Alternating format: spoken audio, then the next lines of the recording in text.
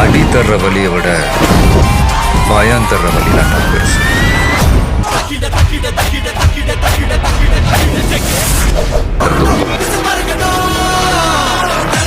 நூறு கோடி பேர்ல ஒரு ஆள்.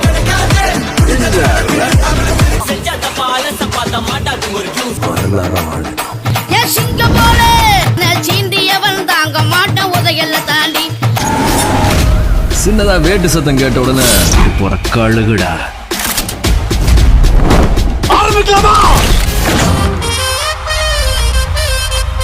நீங்க என்ன உயிரோட விட்டா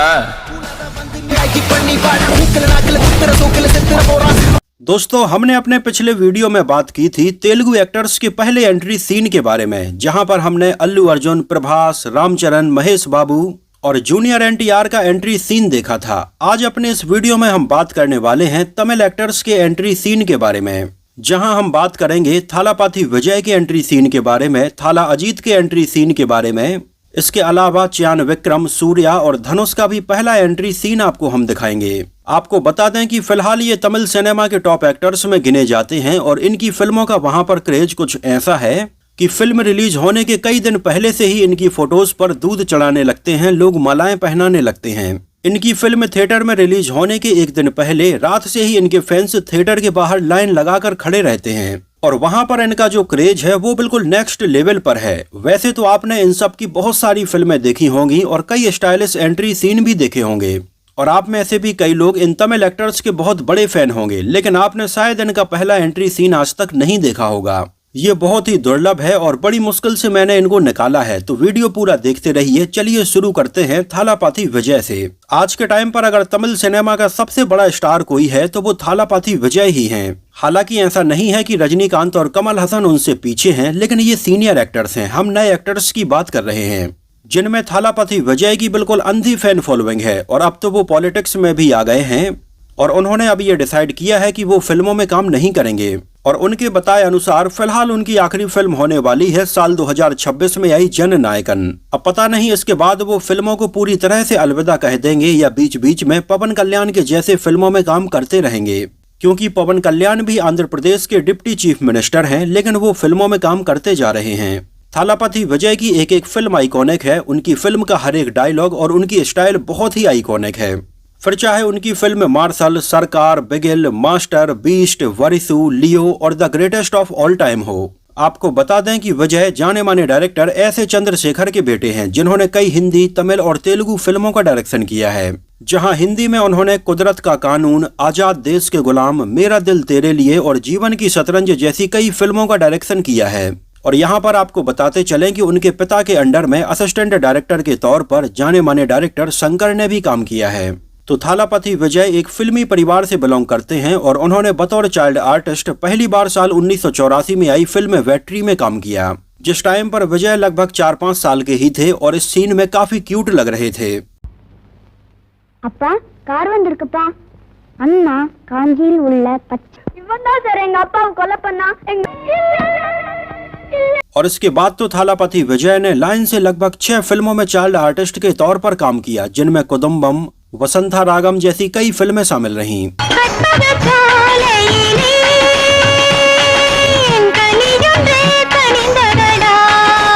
और यहाँ पर आप थालापाथी विजय के चाइल्ड आर्टिस्ट के तौर पर ये सीन देख सकते हैं।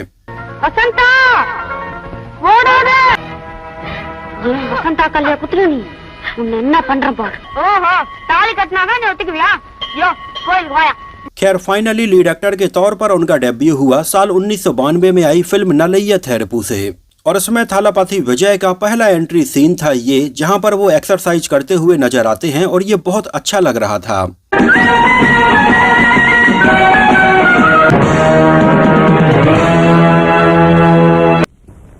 என்னம்மா என்ன பண்ணிட்டு இருக்கீங்க? हालांकि आपको बता दें कि ये फिल्म रिलीज हुई लेकिन बॉक्स ऑफिस पर कुछ खास कमाल नहीं कर पाई और थालापाथी विजय को उनके लुक के लिए बहुत ज्यादा क्रिटिसाइज किया गया। यहाँ तक कि कई फिल्मी पत्रिकाओं ने तो उस समय ये लिखा कि आजकल कैसे कैसे लोग हीरो बनने के लिए आ जाते हैं। थालापाथी विजय की पहली फिल्म इतनी बुरी तरह से फ्लॉप हुई जिसने थालापाथी विजय को बिल्कुल पूरी तरह से तोड़कर रख दिया था। उनके अंदर का कॉन्फिडेंस पूरी तरह से हिल चुका था। हालांकि उनकी इस पहली फिल्म को डायरेक्ट किया था उनके पिता ऐसे चंद्रशेखर ने ही।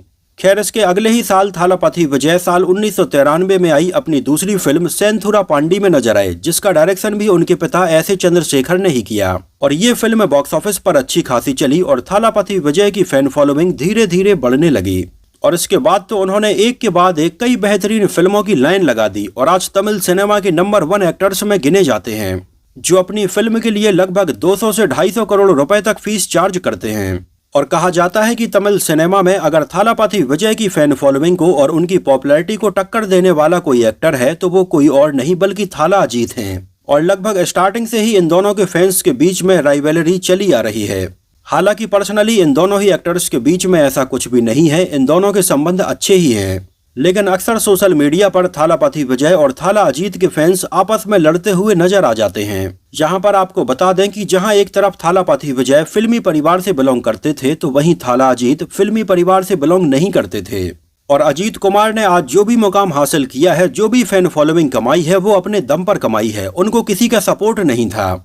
आपको बता दें कि 10वीं के बाद उन्होंने अपनी पढ़ाई छोड़ दी थी और इनफील्ड कंपनी में काम करने लगे थे। और यहाँ पर कुछ समय तक उन्होंने एक मैकेनिक के तौर पर काम किया, लेकिन उनके पिता को ये जॉब पसंद नहीं थी, इस वजह से उन्होंने ये जॉब छोड़ दी थी और आगे चलकर टेक्सटाइल फैब्रिक में जॉब करने लगे थे और कई सालों तक उन्होंने यहाँ पर जॉब की। शुरुआत से ही थाला अजीत को बाइक दौड़ाने का और कार चलाने का बहुत ज्यादा क्रेज था और उनका पैशन कुछ और ही था। और यहाँ पर जॉब करते करते उन्होंने मॉडलिंग में भी ट्राई करना शुरू कर दिया, जहाँ पर उन्हें अच्छे खासे ऑफर मिलने लगे थे। जहाँ उन्होंने अपने करियर के स्टार्टिंग में कई एड फिल्मों में काम किया, जिनमें हरकुलस साइकिल का भी एड शामिल है। और आगे चलकर थाला अजीत पहली बार साल 1990 में फिल्म इनवेदु इन कनावर में स्कूल चाइल्ड के तौर पर नजर आए। हालांकि इसमें उनका बहुत ही छोटा रोल था और इसमें शायद उनको किसी ने नोटिस तक नहीं किया होगा, लेकिन आप यहाँ पर उनका ये पहला सीन देख सकते हैं।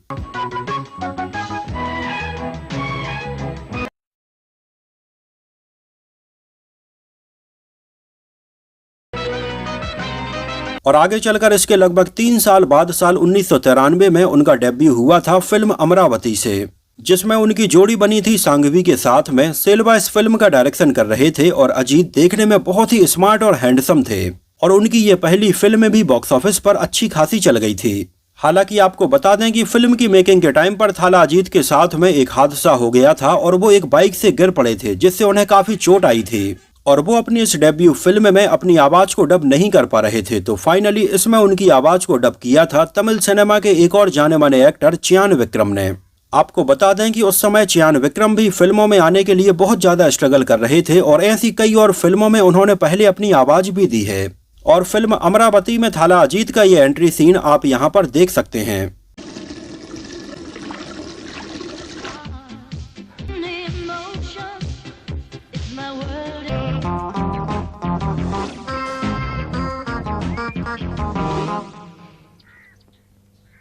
अब बात करते हैं चियान विक्रम के पहले एंट्री सीन के बारे में, जिन्होंने वाकई में फिल्मों में आने के लिए बहुत सालों तक मेहनत की है। हालांकि आपको बता दें कि वैसे तो चियान विक्रम एक अच्छे परिवार से बिलोंग करते थे और उनके पिता विनोद राज भी फिल्मों में सपोर्टिंग एक्टर के तौर पर काम कर रहे थे, लेकिन उनके पिता फिल्म लाइन में कुछ खास सफल नहीं हो पाए थे। उन्हें अक्सर सपोर्टिंग रोल ही मिलते थे और कहीं ना कहीं अपने पिता को देखते देखते ही चियान विक्रम के अंदर भी एक्टर बनने का कीड़ा आया था और उन्होंने ये डिसाइड किया था कि वो भी आगे चलकर एक एक्टर ही बनेंगे। हालांकि उन्होंने इस लाइन में आने के लिए प्रोफेशनली काफी ट्रेनिंग ली और अपने आप को उन्होंने इस काबिल बनाया कि वो फिल्मों में लीड एक्टर के तौर पर आ पाएं।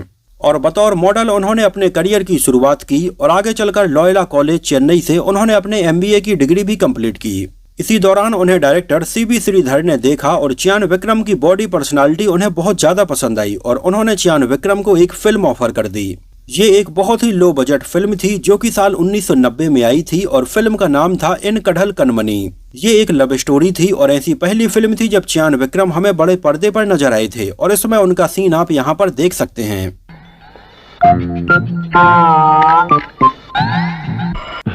हाय ஹலோ, நீங்க வாங்கல? என்ன நான் வரணுமா? ஆமா, சீக்கிரமா வாங்க. खैर ये फिल्म तो नहीं चली और चियान विक्रम को भी किसी ने ज्यादा नोटिस किया ही नहीं और इसके बाद आगे चलकर चियान विक्रम हमें ऐसी कई और लो बजट फिल्मों में नजर आए, जिनमें काबल गीतम और मीरा जैसी फिल्में शामिल हैं, लेकिन ये फिल्में कुछ खास नहीं चल पाईं। तो इसके बाद चियान विक्रम ने अपना रुख मलयालम, तेलुगु और ऐसी कई और फिल्मों के लिए किया, जहां भी कई फिल्मों में उन्होंने छोटे छोटे रोल निभाए। यहां तक कि कई एक्टर्स के लिए उन्होंने अपनी आवाज दी, उनके बॉडी डबल के तौर पर भी काम किया। और लगभग 9-10 साल तक इस लाइन में स्ट्रगल करने के बाद फाइनली चियान विक्रम की पहली सफल फिल्म रही थी साल 1999 में आई सेतु, जिसके लिए वाकई में चियान विक्रम ने अपने शरीर के वजन को कम किया था और अपना खून पसीना बहाया था। हालांकि ये फिल्म लगभग 3 साल तक मेकिंग में रही और चियान विक्रम अपने इसी लुक में बने रहे थे। लेकिन फाइनली जब ये फिल्म रिलीज हुई तो ये लोगों को बहुत ज्यादा पसंद आई और इसने उस समय तमिल सिनेमा में बिल्कुल धूम मचा दी थी। और इस फिल्म में विक्रम के किरदार का नाम रखा गया था चियान, तभी से चियान उनके नाम के आगे जुड़ गया और वो चियान विक्रम के नाम से जाने जाते हैं। आपको बता दें कि ये वही फिल्म थी जिसका आगे चलकर सलमान खान ने तेरे नाम के नाम से रीमेक बनाया था और ये फिल्म भी बहुत चली थी।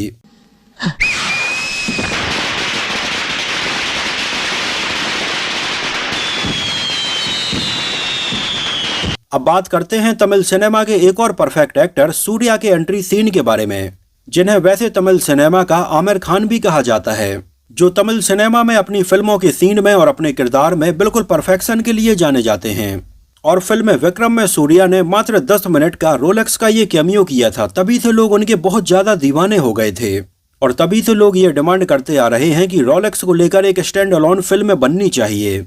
वैसे आपको बता दें कि सूर्या भी फिल्म परिवार से बिलोंग करते हैं और तमिल सिनेमा के जाने माने एक्टर शिव कुमार के बेटे हैं। और सूर्या 2 भाई हैं, जिनमें से पहले भाई तो सूर्या हैं और उनके छोटे भाई कार्ति हैं, जो भी तमिल सिनेमा के एक जाने माने एक्टर हैं। सूर्या की शादी हुई है जाने मानी एक्ट्रेस ज्योतिका के साथ में, जिन्होंने भी कई फिल्मों में काम किया है।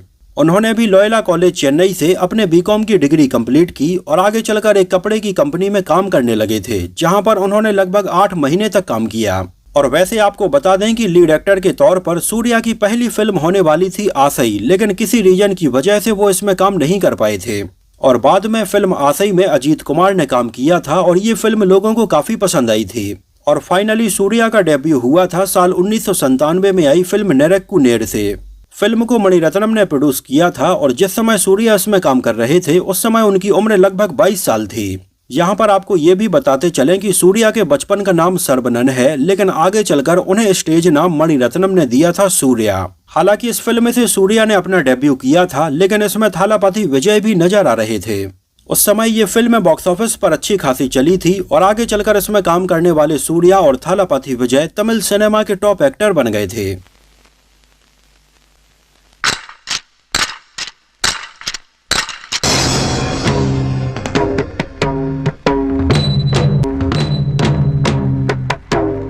हालांकि आपको बता दें कि लेट 90s में सूर्या को कुछ खास सफलता नहीं मिल पाई और वो ज्यादातर हमें सपोर्टिंग रोल में ही नजर आ रहे थे।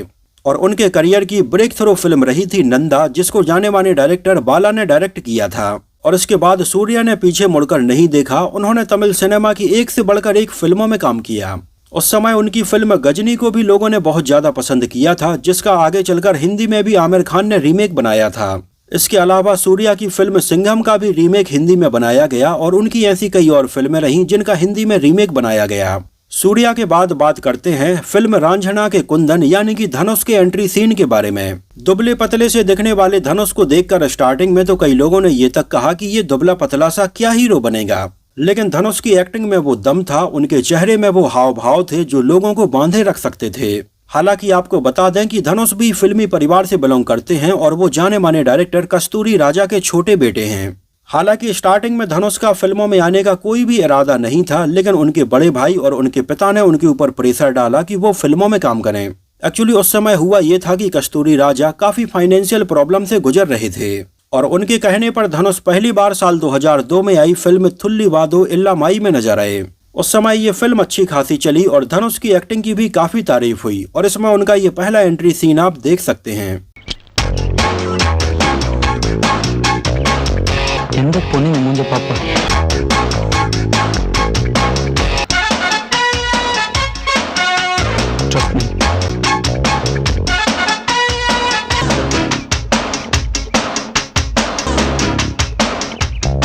हालांकि इसके बाद भी धनुष फिल्मों में काम करना नहीं चाहते थे, लेकिन उनकी अगली फिल्म को उनके बड़े भाई सिल्वा राघवन डायरेक्ट कर रहे थे और उन्होंने धनुष को बोला कि वो उनकी फिल्म में काम करें और धनुष ने इस फिल्म में भी काम किया जो साल 2003 में आई। फिल्म का नाम था कडल कोडेन और ये फिल्म भी अच्छी चली।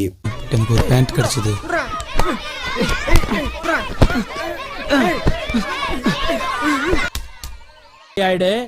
துரத்துறதா முடிவே பண்ணிட்டீங்களா ஃபாதர்? और इसके बाद तो धनुष के पास में फिल्मों की लाइन लग गई और धनुष आगे चलकर फिल्मों में लगातार काम करने लगे थे और धनुष ने अपनी फिल्मों में अपनी बेहतरीन एक्टिंग से इस बात को साबित कर दिया कि लुक और पर्सनालिटी उतनी मैटर नहीं करती है, आपको अच्छी एक्टिंग आनी चाहिए बस। तो दोस्तों ये तो बात हुई तमिल सिनेमा के टॉप एक्टर्स के पहले एंट्री सीन के बारे में। वैसे यहाँ पर आपको बता दें तो मुझे थालापति विजय का एंट्री सीन सबसे ज्यादा पसंद आया था। आपको किसका एंट्री सीन सबसे अच्छा लगा था हमें कमेंट सेक्शन में जरूर बताइए। और अगर ये वीडियो आपको पसंद आया हो, मेरी मेहनत आपको पसंद आई हो तो उसको प्लीज लाइक करके मुझे इस बात का जवाब जरूर दीजिए। और अगर आप हमारे वीडियो को लाइक करेंगे, कमेंट करेंगे और हमें सपोर्ट करेंगे तो हम आगे चलकर और भी एक्टर्स के ऐसे पहले एंट्री सीन आपको दिखाएंगे जिनमें रजनीकांत, कमल हसन जैसे कई सीनियर एक्टर्स भी शामिल होंगे। इसके अलावा विजय सेतुपति के अलावा कई नए एक्टर्स की भी हम बात करेंगे। तो वहीं तेलुगु सिनेमा के भी कई सीनियर एक्टर जिनमें वेंकटेश, चिरंजीवी और नंदामुरी बालकृष्णन के एंट्री सीन के बारे में भी हम बात करेंगे। तो वीडियो को प्लीज हाइप जरूर कीजिए और कमेंट करके लाइक कीजिए। तो फिलहाल के लिए इस वीडियो में इतना ही। मिलते हैं किसी नए वीडियो में कुछ और ऐसी ही इंटरेस्टिंग और रोचक बातों के साथ।